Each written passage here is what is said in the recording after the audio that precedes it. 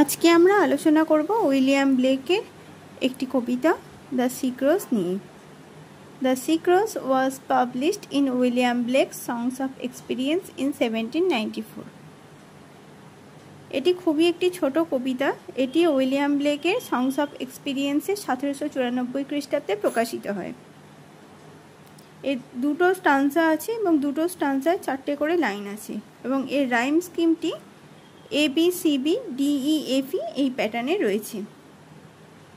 এটি অত্যন্ত একটি ছোট কবিতা, কিন্তু এর একটি সিম্বলিক মিনিং রয়েছে, যার জন্য বিভিন্ন ক্রিটিক এটাকে বিভিন্ন রকমভাবে ডিফাইন করেছেন, যার কারণে এটা বুঝতে একটু অসুবিধা হয়, কিন্তু প্রপার ডেফিনেশন নিয়ে একটা কনফিউশন রয়েই গেছে।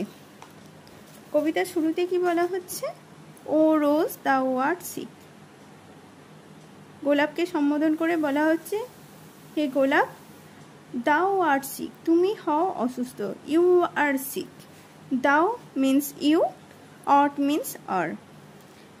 The invisible worm that flies in the night in the howling storm. কি বলা হচ্ছে? একটি অদৃশ্য পতঙ্গ যেটা কিনা আর্তনাদপূর্ণ ঝড়ের রাতে উড়ে এসেছিল। Has found out the bed of crimson joy. কি বলা হচ্ছে? সে তার বিছানায় এসেছিল অত্যন্ত আনন্দপূর্ণ, গাঢ় আনন্দপূর্ণ অবস্থায়। And his dog secret love does দাই লাইফ ডেস্ট্রয়। এবং তার অন্ধকার গোপন ভালোবাসা ডাজ দাই লাইফ ডেস্ট্রয়, তোমার জীবনটা ধ্বংস করে দিয়েছে। তোমার বলতে কারোর বলা হচ্ছে গোলাপের। দাই কথাটার মানে হচ্ছে ইয়োর।